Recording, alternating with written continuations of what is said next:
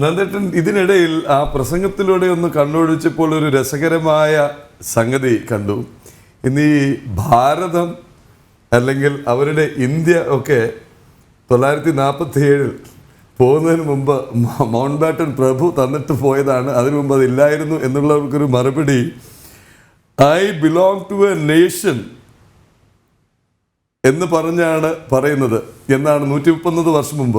അപ്പോൾ എത്ര നാളത്തെ പാരമ്പര്യം ഉൾക്കൊണ്ടുകൊണ്ടാണ് ഐ ബിലോങ് ടു എ നേഷനും ഐ ബിലോങ് ടു എ ധർമ്മയും ആ രാഷ്ട്രം ലോകമെമ്പാട് നിന്നും വന്ന നിന്ദിതരെയും പീഡിതരെയും ഇരുകയും നീട്ടി സ്വീകരിച്ചതെന്നും ഈ ധർമ്മം സഹിഷ്ണുത മാത്രമല്ല മറ്റു ധർമ്മങ്ങളെ അംഗീകരിക്കാനും അക്സെപ്റ്റ് ചെയ്യാനും പഠിച്ച അല്ലെങ്കിൽ പഠിപ്പിക്കുന്ന സംസ്കാരമുള്ള ധർമ്മമാണെന്നും അപ്പോൾ ആ രാഷ്ട്രവാദത്തിനും എന്താണ് ഹിന്ദുമത ധർമ്മമെന്നും 1.5 നൂറ്റാണ്ടാകാൻ പോകുന്നു അദ്ദേഹം പറഞ്ഞു വച്ചിരിക്കുന്നത്. ഇന്നുള്ള ചില സംശയാലുക്കൾ ഇതൊന്ന് വായിച്ചിരുന്നെങ്കിൽ ഈ ഒരു തർക്കത്തിനൊന്നും മുതിരില്ലായിരുന്നു എന്ന് തോന്നുന്നു, അല്ലേ?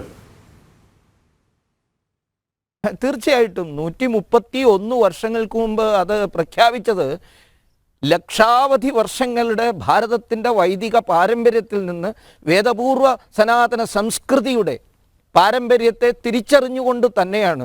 അദ്ദേഹത്തിന് അറിയാം ഈ ഭാരതത്തെക്കുറിച്ച് പുരാണങ്ങളിൽ എന്താ പറഞ്ഞതെന്ന്. ഈ രാഷ്ട്രത്തിൻ്റെ പാരമ്പര്യം ആരംഭിക്കുന്നത് ഈ ചരിത്രത്തിൻ്റെ ആരംഭം മുതലേ തന്നെയാണ്.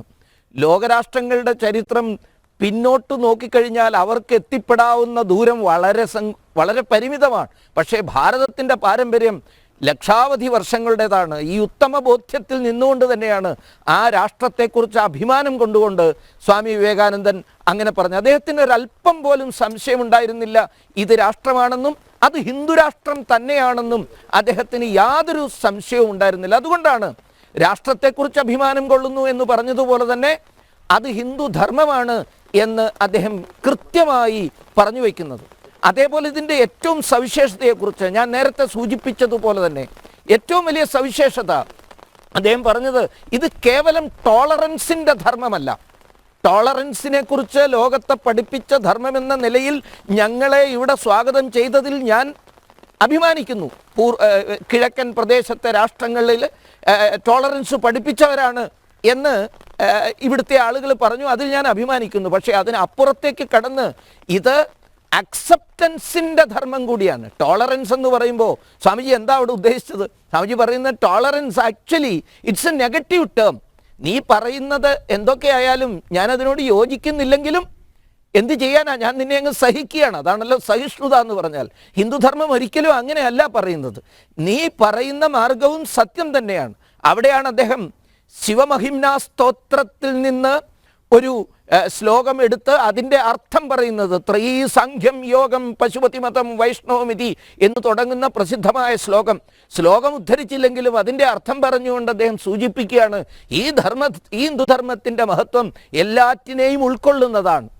നദികൾ പല വഴിയെ ഒഴുകിയാലും വളഞ്ഞോ നേരെയോ ഒഴുകിയാലും നേർത്തോ വിശാലമായി ഒഴുകിയാലും അവസാനം എത്തിച്ചേരുന്നത് ഒരേ ഈശ്വരൻ്റെ പദാന്തികത്തിലേക്കാണ്. അവിടെ അലിഞ്ഞു ചേരാനാണ് ഈ നദികളെല്ലാം ഒഴുകുന്നത് എന്ന് വിശദീകരിക്കുന്ന പ്രസിദ്ധമായ അക്സെപ്റ്റൻസിൻ്റെ ശ്ലോകം, സ്വീകാര്യതയുടെ ശ്ലോകം, ഓൾസോയിസത്തിൻ്റെ ശ്ലോകം, അതാണ് അദ്ദേഹം അർത്ഥം പറഞ്ഞ് അവരുടെ മുമ്പിൽ വിശദീകരിക്കുന്നത്. അപ്പോൾ ഒരു കാരണവശാലും ഹിന്ദുധർമ്മത്തെ അറിയാത്ത ആളല്ല അദ്ദേഹം. ഹിന്ദുധർമ്മം എന്ന് തന്നെ പറയുന്നു, ഹിന്ദു രാഷ്ട്രത്തിൻ്റെ മഹത്വത്തെക്കുറിച്ച് പറയുന്നു. അങ്ങനെയുള്ള ധർമ്മത്തെക്കുറിച്ച് പറഞ്ഞാണ് അദ്ദേഹം അവസാനത്തിലേക്ക് എത്തുമ്പോൾ പറയുന്നത് ലോകത്തിൽ ഏറ്റവും വലിയ ഭീഷണി ഈ ബിഗട്രിയാണ്. ഒരു തരത്തിൽ പറഞ്ഞാൽ വിഘടനവാദമാണ്. അതിൻ്റെ ഹൊറിബിൾ ഡിസെൻഡൻറ്റ്, ഇതാണ് അദ്ദേഹം പ്രയോഗിക്കുന്നത്, ഹൊറിബിൾ ഡിസെൻഡൻറ്റ് ഓഫ് ബിഗട്രി ഫെനറ്റിസം. അത് ലോകത്തെ ഇല്ലാതാക്കാൻ ശ്രമിക്കുമ്പോൾ അതിന് മറുപടിയായി ഉയർത്തിപ്പിടിക്കാനുള്ളത് ഹിന്ദുധർമ്മത്തിൻ്റെ ഈ സർവധർമ്മ സ്വീകാര്യതയുടെ ദർശനമാണ് എന്ന് അദ്ദേഹം ഉറപ്പിച്ചു പറയുകയാണ്. ഈ വസ്തുത സ്വാമി വിവേകാനന്ദൻ പറഞ്ഞത് ഈ ഒരു ആശയത്തെ വിശ്വസിക്കാൻ തയ്യാറില്ലാത്ത ലോക രാഷ്ട്ര മതങ്ങളുടെ മുന്നിൽ നിന്നുകൊണ്ടാണ്, അവരെ കൊണ്ടാണ് ഇത് അംഗീകരിപ്പിച്ചത്. അതുകൊണ്ടാണ് ഷിക്കാഗോ സമ്മേളനം വിളിച്ചുകൂട്ടിയത് തീർത്തും നിരുപദ്രവകരമായൊരു ഉദ്ദേശം വെച്ചല്ല.